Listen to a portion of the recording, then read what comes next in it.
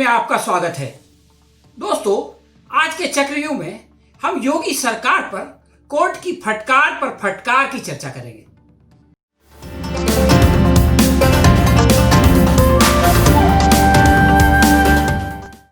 योगी आदित्यनाथ आजकल बिहार चुनाव प्रचार में व्यस्त हैं, मगर उनके अपने राज्य उत्तर प्रदेश में हर दूसरे तीसरे दिन उनकी सरकार को न्यायालय की फटकार पड़ रही है, परंतु उनका दिमाग ठिकाने नहीं आता।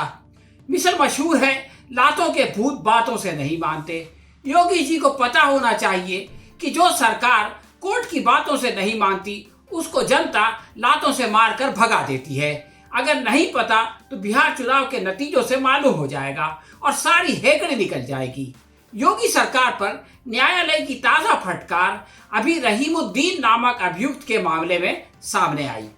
गोवध कानून के तहत जेल में बंद रहीमुद्दीन की जमानत प्रार्थना पत्र पर सुनवाई करते हुए न्यायमूर्ति सिद्धार्थ ने टिप्पणी की कि उत्तर प्रदेश में गोवध संरक्षण कानून का निर्दोष लोगों के खिलाफ दुरुपयोग हो रहा है।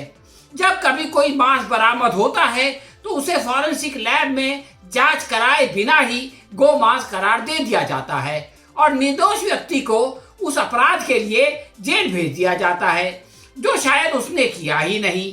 अदालत ने प्रदेश में छुट्टा जानवरों की देखभाल की स्थिति पर चिंता जताते हुए कहा कि प्रदेश में गोवध अधिनियम को सही भावना के साथ लागू करने की आवश्यकता है।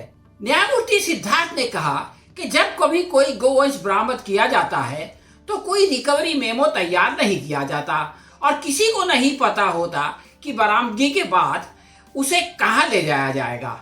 जमानत प्रार्थना पत्र पर याची की वकील का कहना था कि याची के खिलाफ कोई विशेष आरोप नहीं है, न ही वो घटना स्थल पर पकड़ा गया है।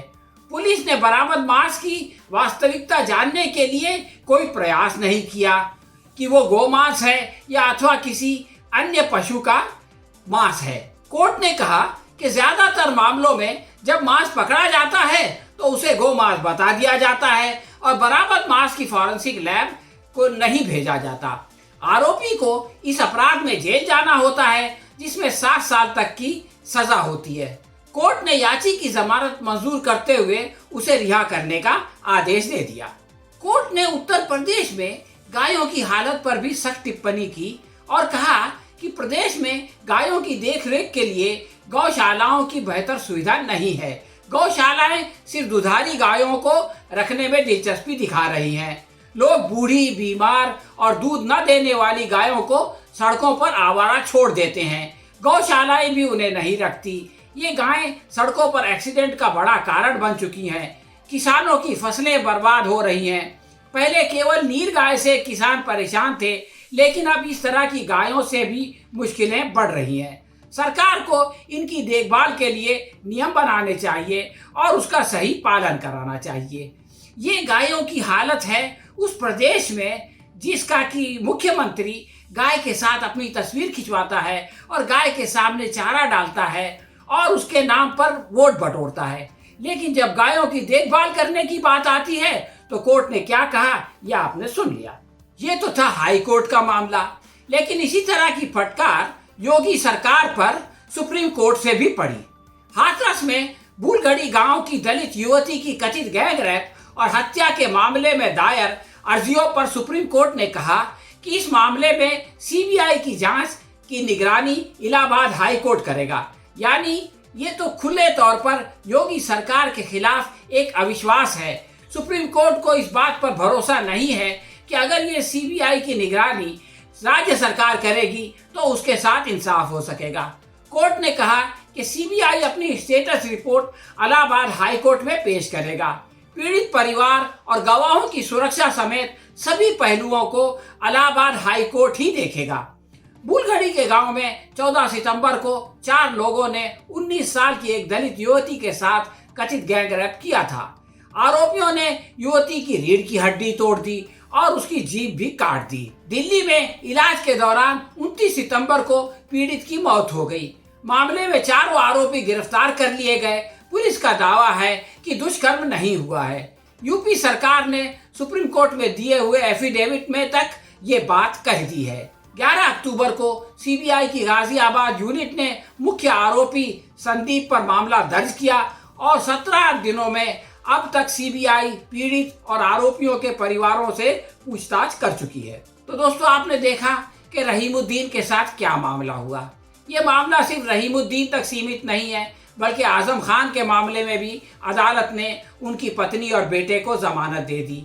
आजम खान को भी शिकायतकर्ता आके सक्सेना का बयान दर्ज करने के बाद रिहा करने का आदेश दे दिया गया। इस तरह पता चला कि योगी ने इन लोगों को जबरदस्ती इतने महीनों तक जेल में ठूंस के रखा हुआ था। इससे पहले इलाहाबाद हाई कोर्ट ने कफील खान के मामले में भी राज्य सरकार को खूब फटकार सुनाई और रासू का हटाकर उनको जमानत दे दी। इसके बाद हाथरस का मामला आया तो सुप्रीम कोर्ट ने राज्य सरकार पर अविश्वास प्रकट कर दिया और हाई कोर्ट ने भी राज्य प्रशासन को खूब खरी खरी सुनाई। हाथरस के मामले का इलाहाबाद हाई कोर्ट की निगरानी में चला जाना योगी सरकार के लिए शर्म से डूब मरने की बात है। भगवाधारी योगी फिलहाल न केवल अपनी पार्टी बल्कि धर्म पर भी कलंक बने हुए हैं। वो न तो आम जनता को इंसाफ दिला पा रहे हैं, न उनके यहाँ विधायक सुरक्षित है, न कथाकथित गौ माता का जो है वो कोई इंतजाम है, और महिलाओं की जो हाल है वो तो देखकर रोना आता है। ये सरकार किसी को सुरक्षा प्रदान करने की सक्षम नहीं है। इसके बावजूद बिहार की बीजेपी योगी आदित्यनाथ को बुलाकर अपने यहाँ भाषण करवा रही है, प्रचार करवा रही है और ये उम्मीद कर रही है कि योगी आदित्यनाथ को देखकर बिहार का मतदाता बीजेपी को वोट देगा। तो दोस्तों, ये थी हमारी आज की समीक्षा। आपको कैसी लगी हमें कमेंट बॉक्स में लिखकर बताएं। अगर पसंद आई हो तो इसे लाइक करें और शेयर करें। हम बहुत जल्द किसी नए विषय के साथ आपकी सेवा में फिर हाजिर होंगे। तब तक के लिए अनुमति दीजिए। धन्यवाद।